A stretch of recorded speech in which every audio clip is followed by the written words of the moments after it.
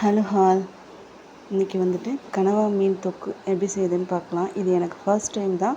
But வந்துட்டு சமைச்சு சாப்பிட்டு பார்த்துட்டு டேஸ்ட்டு உங்களுக்கு ரிவ்யூ சொல்லியிருக்கேன். ரொம்பவே டேஸ்டியாக இருக்குது. இந்த ரெசிபி வந்துட்டு செய்கிறதும் ரொம்பவே ஈஸி தான். ஸோ ஒரு பேனில் எண்ணெய் சேர்த்துக்கோங்க. எண்ணெய் சூடானதும் சோம்பு சேர்த்துருங்க. சோம்பு நல்லா வந்துட்டு ஒரு நிமிஷம் சூடானதும் இப்போது கட் பண்ணி வச்சுருக்க வெங்காயம் கூடவே கருவேப்பிலையும் சேர்த்து நல்லா கலந்து வதக்கி விட்டுடுங்க. ஒரு ஸ்பூன் இஞ்சி பூண்டு பேஸ்ட்டு, 2 தக்காளி, கொஞ்சமாக உப்பும் சேர்த்து நல்லா கலந்து கொடுங்க. தக்காளி நல்லா மேஷ் ஆகி வந்ததும் கனவா மீனை நல்லா வாஷ் பண்ணி வச்சுருக்கேன்.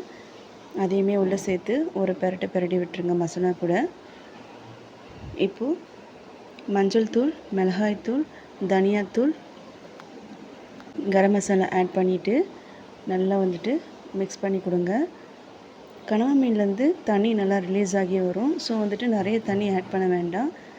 ஒரு சின்ன கப் அளவுக்கு தண்ணி மட்டும் ஆட் பண்ணிவிட்டு அப்படியே மூடி போட்டு 7லேருந்து 10 நிமிஷம் குக் பண்ண விட்டுட்டீங்க அப்படின்னா கனவா மீன் வந்துட்டு ரெடி ஆயிரும்.